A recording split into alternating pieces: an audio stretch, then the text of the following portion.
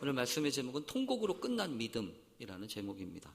우리 옆에 계신 분하고 함께 인사 나누겠습니다. 사랑하고 축복합니다. 사랑하고 축복합니다. 아멘. 한 번 더 인사하시죠. 오늘도 은혜 받는 예배 되십시오. 오늘도 은혜 받는 예배 되십시오. 네, 감사합니다. 여러분도 그러십니까? 11월이 되니까 아무래도 연말 생각을 하고 또 끝을 이렇게 되돌아보게 됩니다. 어떻게 시작하는 것도 물론 중요합니다. 왜냐하면 시작도 못하는 사람들이 많이 있지 않습니까? 운동해야지라고 생각은 합니다. 근데 운동은 하나도 못했습니다. 사랑해야지라고 하는 생각을 했습니다. 그런데 사랑을 실제로 하기는 그렇게 쉽지 않습니다. 그러니까 뭔가 시작한다고 하는 것도 그런 점에서 보면 상당히 중요한 겁니다. 오죽했으면 여러분 시작이 반이다 라고까지 이야기를 하겠습니까? 그런 점에서 보면 여러분 신앙생활을 시작하신 분들은 반은 다 하신 겁니다. 정말 애쓰셨어요. 한 해도 내가 다시 교회를 나가야지, 내가 다시 신앙생활을 해봐야지, 이렇게 생각하는 것 자체만으로도 이거는 반 이상 한 거다, 그런 생각을 하게 됩니다. 어쨌든 여러분 이렇게 시작하는 게 중요한데, 근데 더 중요한 게 있습니다. 뭐냐 하면 잘 마치는 겁니다. 시작은 좋았는데 마지막이 형편없는 경우들도 있지 않습니까? 오히려 이 명품이라고 하는 것은 마지막까지 깔끔한 마무리에서 나옵니다. 그래서 둘 중에 하나를 고르라고 한다면 시작보다는 마지막이 좋은 것을 택하는 것이 지혜로운 겁니다. 보통 시작은 좀 형편없을지라도 끝이 중요하지 않습니까? 만약에 시작이 중요하다고 한다면 예수님이 마구간에서 시작하실 리는 없지 않겠습니까? 어쨌든 우리가 이 끝을 생각하면서 하나님 앞에 그렇게 기도하고 또 간구해야 합니다. 지혜로운 사람은 좋은 시작을 위해서도 기도하지만 아름다운 마무리를 위해서도 당연히 기도해야 한다고 저는 믿습니다. 그래서 스데반의 기도가 있고 삼손의 기도가 있는 겁니다. 그래서 여러분 저는 정했습니다. 지난 금요일 날도 말씀을 드렸는데 우리 교회 2020년도 내년에 표를 정했습니다. 올해 표가 여러분 뭐죠? 다시 시작할 수 있어 좋은 교회이지 않습니까? 그래서 시작은 했잖아요. 그러면 마무리가 있어야 될 것 같아요. 그래서 끝까지 함께 할 수 있어 좋은 교회가 내년도 표입니다. 여러분 이렇게 표를 정한 거는 다분히 의도적이에요. 그래서 여러분들이 지금 결심을 해야 합니다. 내가 끝까지 함께 갈 건지 아니면 시작만 하고 말 건지 잘 결심을 하셔야 돼요. 그래서 하나님, 나도 내 마음 나도 알 수 없지만 하나님 이왕이면 끝까지 함께 할 수 있으면 좋겠습니다. 아멘 하신 분이 한 분밖에 없네요. 어제 결혼식을 했습니다. 어제 결혼식을 하고서 두 사람이 부부가 됐습니다. 근데 불현듯 그런 생각이 드는 거예요. 시작은 함께 했는데 끝은 어떻게 될 것인가? 여러분 그거 기도해야 되지 않겠습니까? 하나님 앞에 끝까지 강건하고 끝까지 행복하고 그런데 여러분 그렇잖아요. 끝까지 가기가 그게 얼마나 어려워요. 그게 얼마나 쉽지 않지 않습니까? 2014년도에 제가 쓴 글이 하나 있어요. 힘드니까 라는 제목입니다. 힘드니까 그만두고, 힘드니까 떠나가고, 힘드니까 포기하고, 힘드니까 안 하고, 힘드니까 숨고, 힘드니까 싫고, 힘드니까 밉고, 힘드니까 그럴 수 있다 정말로. 그런데 그분은 힘드니까 견뎠고, 힘드니까 내려올 수 없었고, 또 힘드니까 붙들었고, 힘드니까 너희를 찾는 이가 나다라고 이야기했고, 힘드니까 감사하고, 힘드니까 사랑하고, 그렇게 힘드니까. 똑같이 힘든데 다를 수 있다. 이렇게나. 그래서 서럽지만 고맙고, 아프지만 감사하고, 밉지만 포기할 수 없다. 감당할 수 있는 힘은 따로 있다. 여러분 어떻게 생각하십니까?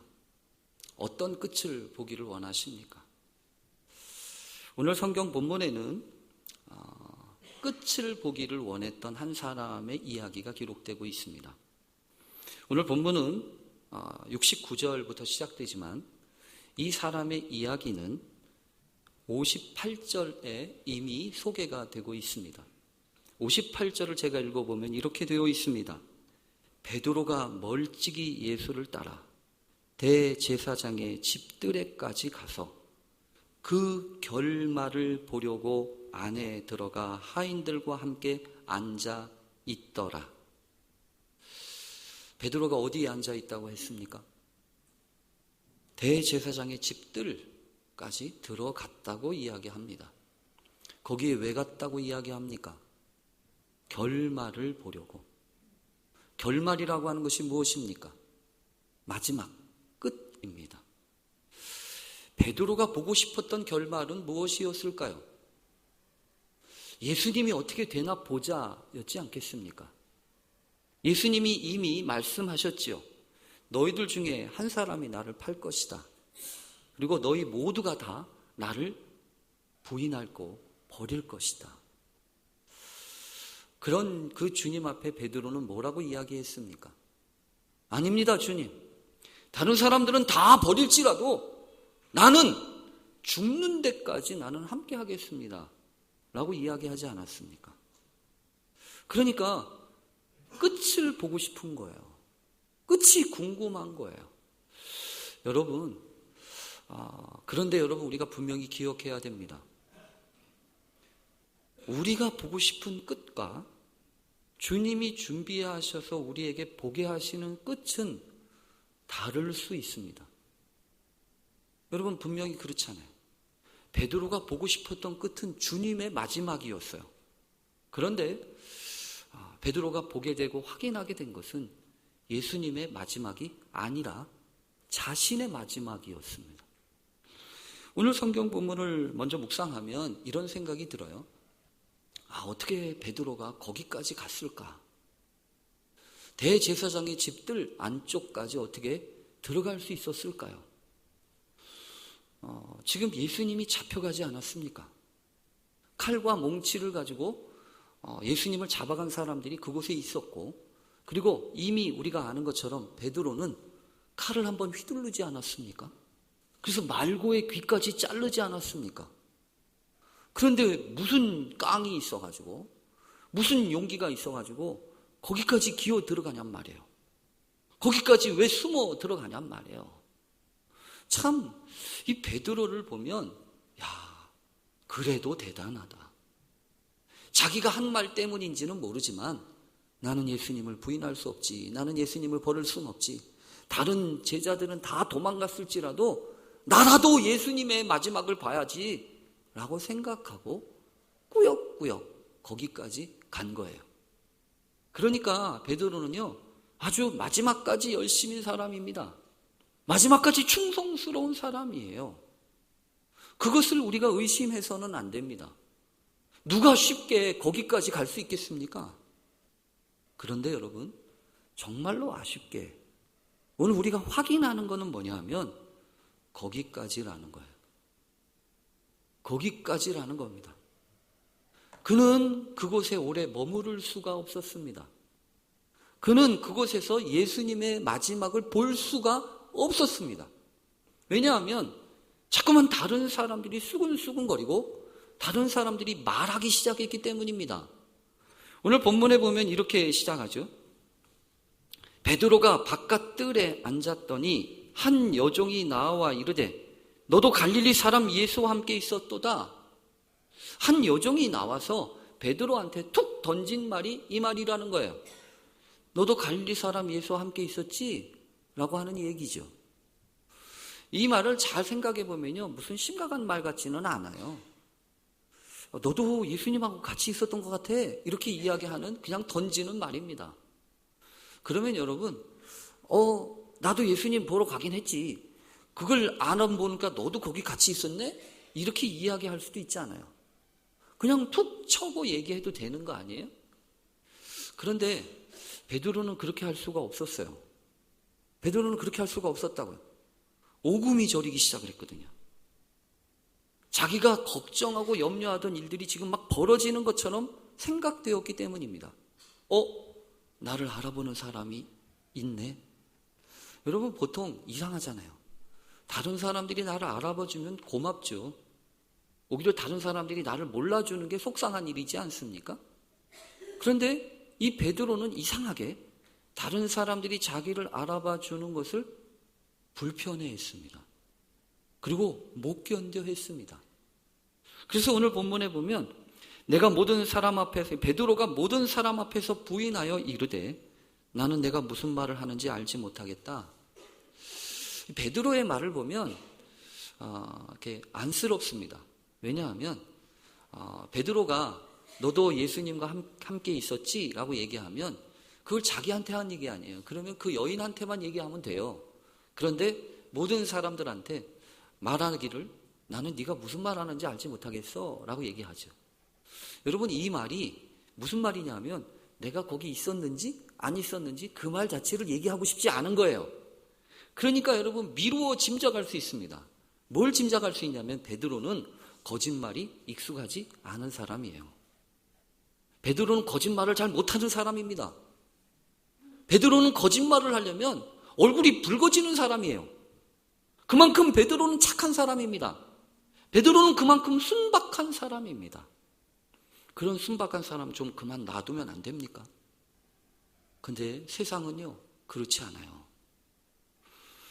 이제는 다른 사람이 베드로한테 이야기하는 게 아니라 또 다른 사람들한테 이야기를 합니다. 여러분 첫 번째는 한 여인이 베드로한테 얘기를 했어요. 근데 베드로가 이 여인한테 얘기 안 하고 모든 사람한테 얘기했어요. 그러고 나서 성경에 보면 뭐라고 하냐면 베드로가 앞문까지 나아가니 그렇게 말을 하고 그 바깥쪽 뜰에 앉아있다가 거기 있을 수가 없어서 앞문 쪽으로 옮기게 됐어요. 앞문 쪽으로 옮기게 된 것은 여러분 미루어 짐작컨대 위험하면 튀려고요. 그렇잖아요. 도망가기 쉬운 곳으로 옮긴 거예요. 그런데 그 곳이라고 안전한 곳이 아니었습니다. 오히려 성경에 보면 이제는 또 다른 사람이 또 다른 여종이 그를 보고 거기 있는 사람들에게 말하되 이 사람은 나사렛 예수와 함께 있었도다. 이렇게 얘기합니다.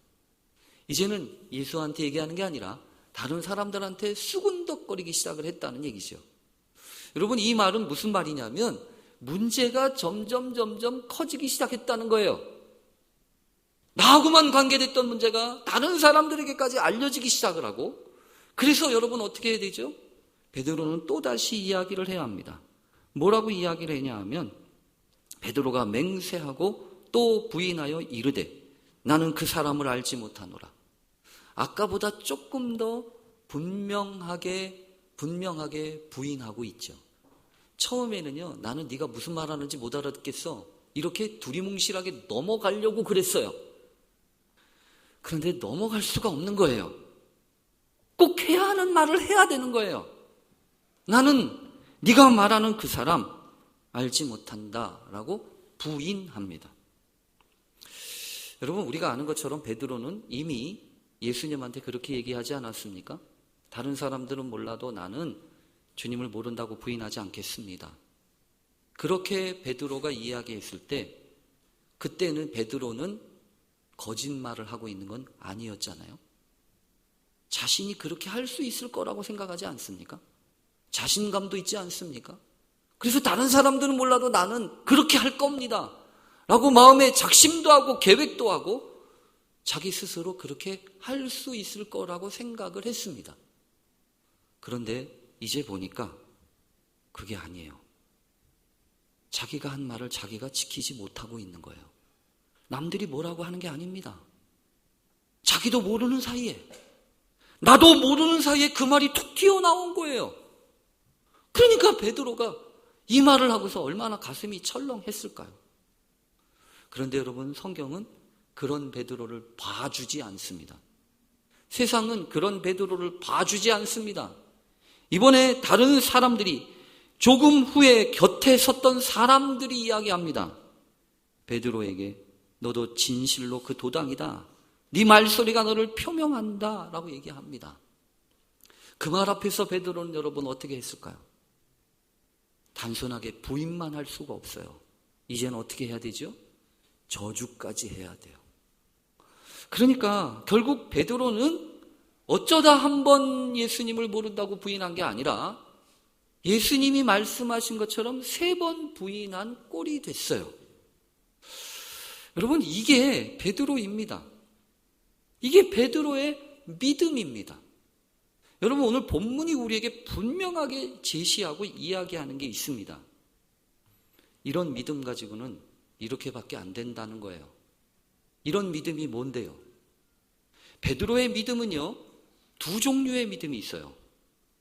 하나는 인간적인 믿음입니다. 자신의 의지와 자신의 노력과 자신의 열심 가지고 만들어가는 믿음이 있습니다. 이 믿음 가지고는요, 근처까지는 옵니다. 비슷하게는 할 수 있습니다. 그러나 끝을 볼 수는 없습니다. 결국에는 모른다고 부인하고 옮길 수밖에 없습니다. 그러나 여러분, 분명히 기억하십시오.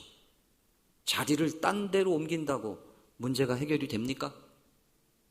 앞들에서 뒤뜰로 옮긴다고 끝을 볼 수 있냔 말입니다. 그거는 아니에요. 아무리 자리를 이곳 저곳으로 옮긴다고 할지라도 그런 믿음 가지고는 절대로 끝을 볼 수 없습니다. 그래서 베드로는 울고 있는 겁니다. 통곡하고 있는 겁니다. 여러분, 오늘 본문을 보는데 베드로의 통곡이 보이는 게 아니라, 야, 통곡할 사람은 나구나. 통곡할 사람은 나지. 내가 가지고 있는 믿음도 이제 생각해 보니까 열심으로 똘똘 뭉쳐 있는 거예요. 내 힘으로 애쓰고 있는 거예요. 그러고서 끝을 보고 싶어 하는 거예요. 근데 여러분, 오늘 본문은 분명히 이야기합니다. 그런 믿음은 통곡밖에는 못한다는 거예요. 혹시 여러분, 오늘 본문을 보면서 내 믿음은 어떤지 돌이켜봐야 한다고 생각하지 않으십니까? 끝까지 가고 싶어요. 누구는 중간에 그만두고 싶습니까? 그런데 왜 끝까지 갈 수 없는 겁니까? 왜 이곳저곳을 옮겨야 하고, 왜 도망치듯이 뒤쫓아 나와야 하는 겁니까? 믿음이 그래서 그런 거예요. 하나님 앞에 거듭난 믿음, 성령 받지 못한 믿음, 그 믿음 가지고는 이것밖에 못하는 거예요. 그래서 여러분, 우리 기도해야 합니다. 하나님, 내 믿음이 통곡으로 끝나는 믿음 되지 말게 해주십시오. 기껏 믿었는데 가슴 아파서 마음만 치고 가슴만 치고 끝나지 않게 해주십시오. 오히려 마지막 주께서 주신 결말, 야고보서 5장 11절에는 이렇게 이야기합니다. 보라, 인내하는 자를 우리가 복되다 하나니 너희가 욥의 인내를 들었고 주께서 주신 결말을 보았거니와 주는 가장 자비하시고 긍휼히 여기시는 이시니라. 주님이 준비하신 결말이 있습니다. 아브라함이 모리아산에 이삭과 올라갈 때 그는 끝을 알 수 없었습니다. 그저 순종하는 것뿐입니다. 그러나 그에게 하나님은요, 하나님이 예비하신 여호와 이레 그 은총을 보게 하지 않으셨습니까? 괜한 소설로 끝을 내지 마십시오.